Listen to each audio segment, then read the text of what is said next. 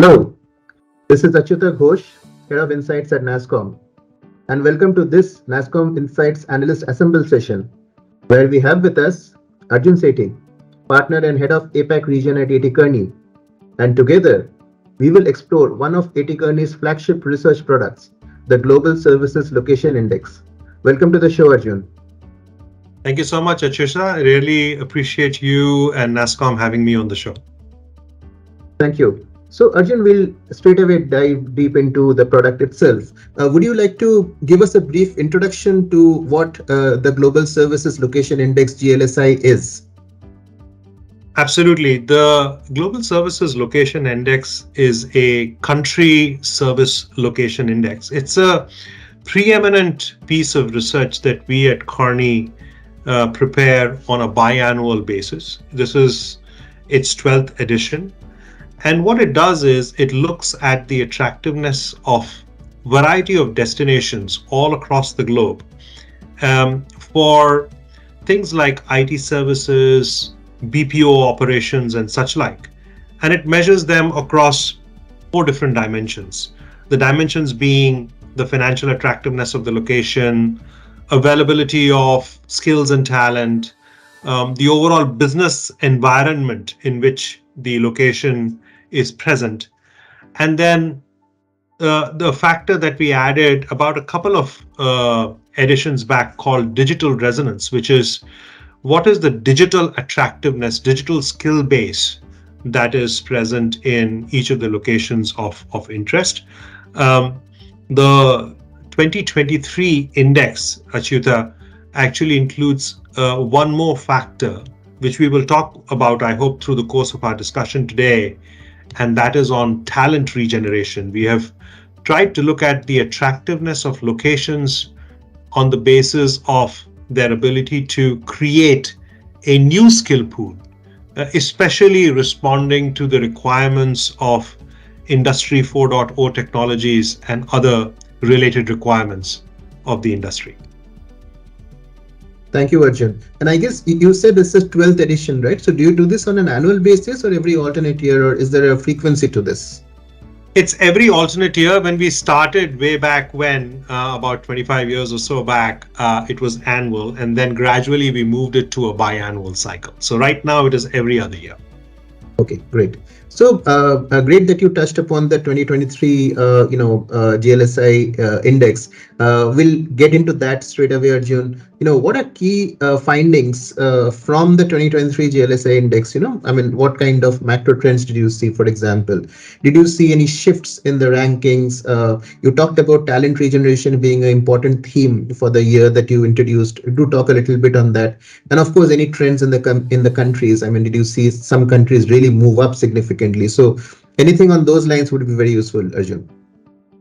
Absolutely, Achyuta. So some of the trends are not surprising and really impacted the way we also looked at the overall landscape. The current crisis going on within the planet and specifically across Ukraine and Russia was a key input. The fact that we have a social as well as a broad-based economic upheaval across the globe had a pretty large impact on the way we were also looking at these locations itself. What has happened because of the pandemic, the ongoing war and other crises is that the talent and the labor market itself has shifted. The supply chain itself has shifted. Believe it or not, more than 8 million people just in Ukraine have moved around, have been displaced from the available labor pool. The COVID lockdown completely locked up, as you know, China altogether, making organizations, companies globally look for talent in alternate locations. Another theme that has emerged is that the BRICS nation, that group, has actually become a very viable alternative to the G7. We call it now the emerging South, if you will. So these are some thematic themes that are of extreme importance as we begin to look at locations and destinations of choice. And when we began to look at it, Some interesting themes have appeared in 2023. Um, for the first time, we see a location like Brazil pop up. And now, after India, China, and Malaysia, Brazil is the number 4 most attractive destination. Why is that? Because it is near shore to the US. As we said, near shore destinations, Mexico, Brazil, Colombia, are all very viable, and their importance has increased once there was a lockdown in locations like China, or the pandemic related issues came up. Equally, we find in the Global Services Location Index, 9 of the top 20 locations actually happen to be in Asia Pacific.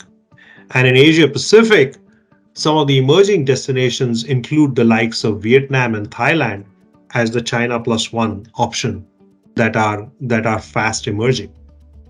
Another very interesting point, with the lockdown in a place like Hong Kong, Singapore has emerged as a very, very interesting destination, Achyuta. 24 positions it has jumped up in just 2023. Similarly, in Europe, UK has fast emerged, and for the first time in the top 10 locations in the GSLI. No, we had not seen this before. It clearly shows that there is a hunger for a new kind of talent, with locations like UK and Singapore investing in digital talent and responding to the needs of Industry 4.0, generative AI, Web 3.0 kind of technologies. These locations have become far more pertinent and very interesting in the Global Services Location Index. So thematically, that is what we are seeing. Maybe one other theme that stood out for us, and again, perhaps is not surprising, but the data is interesting, is Gen AI and Gen AI based impact on labor. And we find that due to generative AI, over the next 10 to 15 years, about 300 million jobs will be impacted. I'm not saying reduced, but will be impacted in some shape or form, moved around, replaced. And again, those locations that can cater to the emerging need become far more attractive. So hopefully that gives you a sense of the kind of themes we have touched upon on the GSLI and the kind of changes that we are seeing in the various rankings and ratings of the countries. Right, Arjun, and I think you touched upon UK and Singapore as great examples of nearshoring getting more prominent. It's the same for Canada also, right? I think that also jumped 24 places this year, and you see Hungary, Japan, I think Portugal. These are also countries that really jumped up this year. Yes, correct. That is absolutely true. And in each of these locations where there is opportunity also to get access to some other forms of soliciting talent, whether it is through digital natives, folks who might be doing multiple jobs during the course of a day, if you will, are very attractive options for getting talent. And because of the heightened connectivity in these locations, we find the gig worker is able to work across time zones, even from within a location itself. And those emerging models have also added to the availability of talent from these locations. Agree. And I think a couple of years back, you added this new parameter, digital resonance, right? I mean, that's something which is, we have always looked at cost, we've always looked at people and overall business environment as key drivers, but the digital resonance is a new parameter that you have added, right? Digital resonance is a new parameter that we added, Achyuta, and you're exactly right. I mean, as time has come to pass, in fact, we find that it's not just arbitrage or cost that would be the clear factor that decides the attractiveness of a location.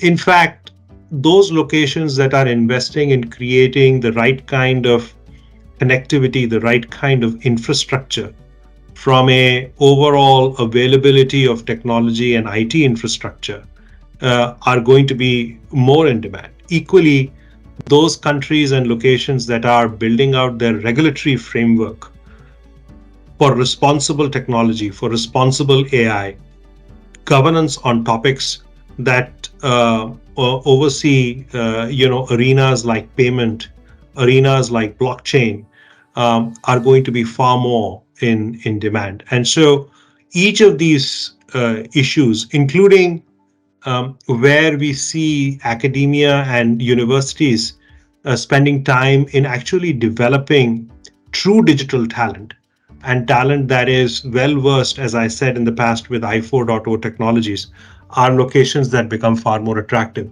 And each of these actually go to make what we deem is the digital resonance or the digital attractiveness of a location. Thanks, Arjun. And I think it's a good time to segue into our next question on India has maintained some kind of a stranglehold on the top ranking in the GLSI index over the past so many years. Why is this so? I mean, what are the pillars around which India has retained leadership? And would you do a SWOT analysis of India? What are the strengths? What are the weaknesses? You talked about new parameters that you are including in your analysis. Where does India really stand over there? um, uh, Please share your views on the country itself. Yeah, you're exactly right. I think over the last many years, in fact, since we started, India has always had the number one position, if you will, in terms of attractiveness, largely driven by the amazing skill pool, the deep effort that goes from universities and academic institutions to really churn out as an engine a talent pool that is highly scalable, but also very well versed, very skilled.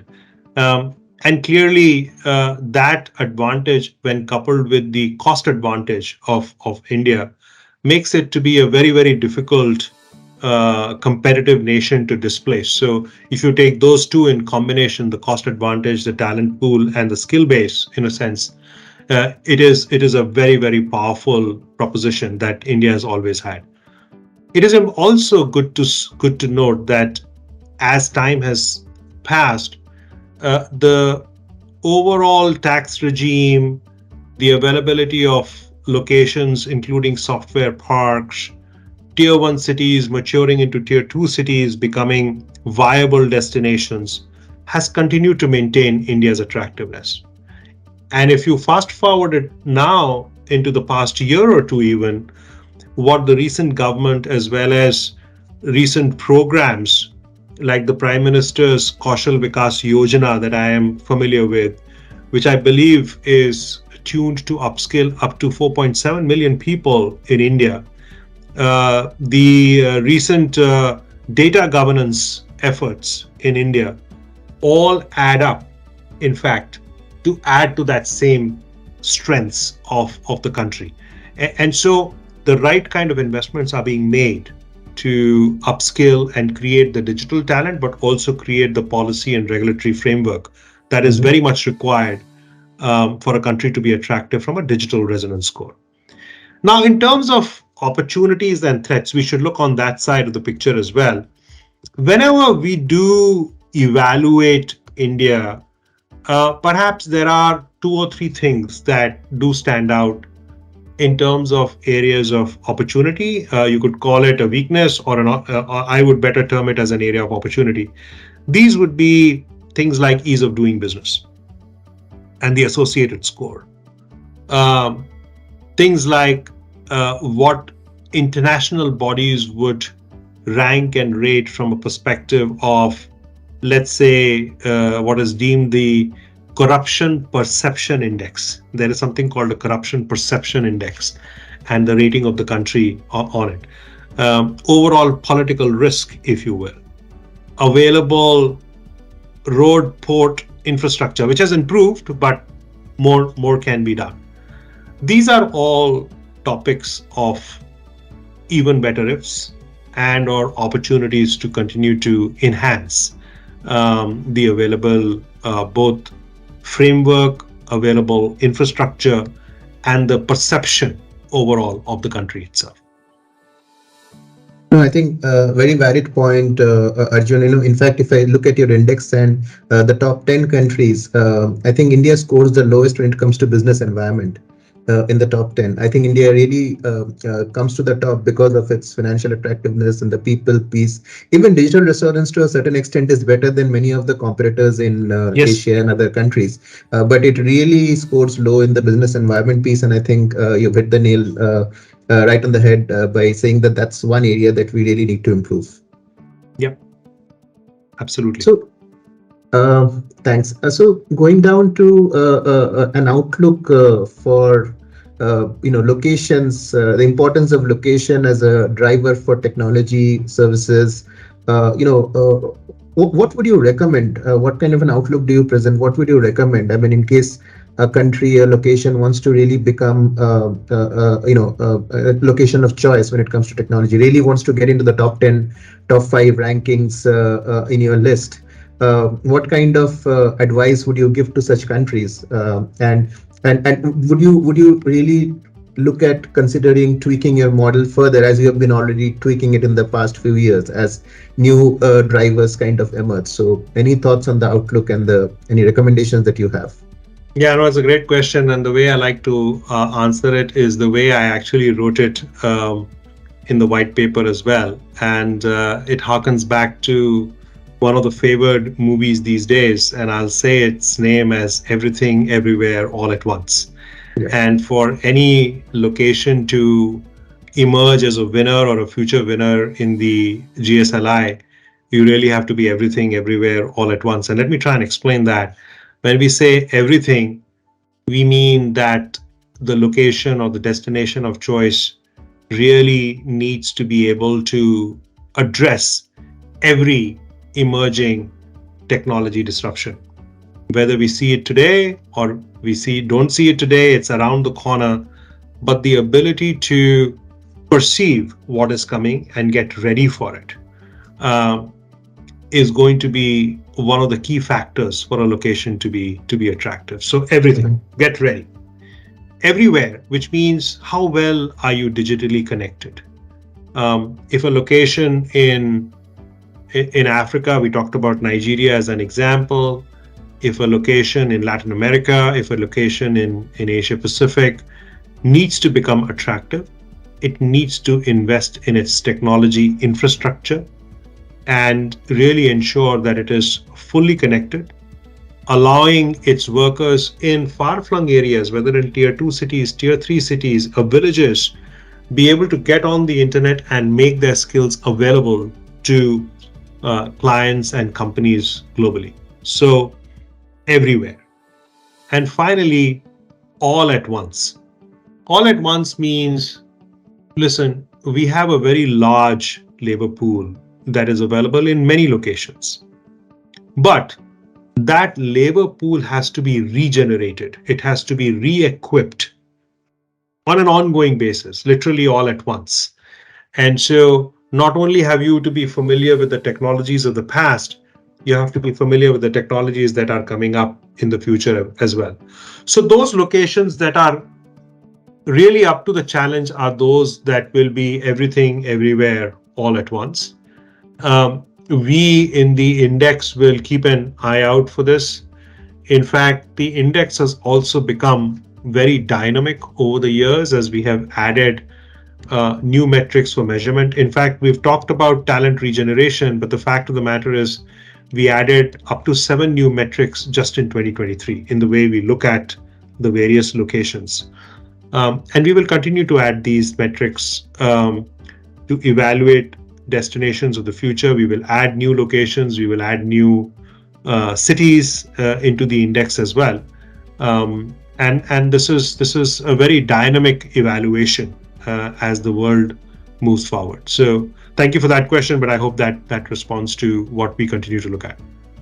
Sure. And thanks a ton, Arjun. This was a very insightful discussion on the importance of location for success of anybody's technology roadmap, and how choosing that is continuously evolving. And there are countries who are investing to achieve leadership in this space. Viewers, the report download link is in the description box below. Thank you for viewing and keep coming back for more. Subscribe, share, and hit the bell icon to stay notified as new videos drop. Thank you. Thank you, Achyuta. Really appreciate it.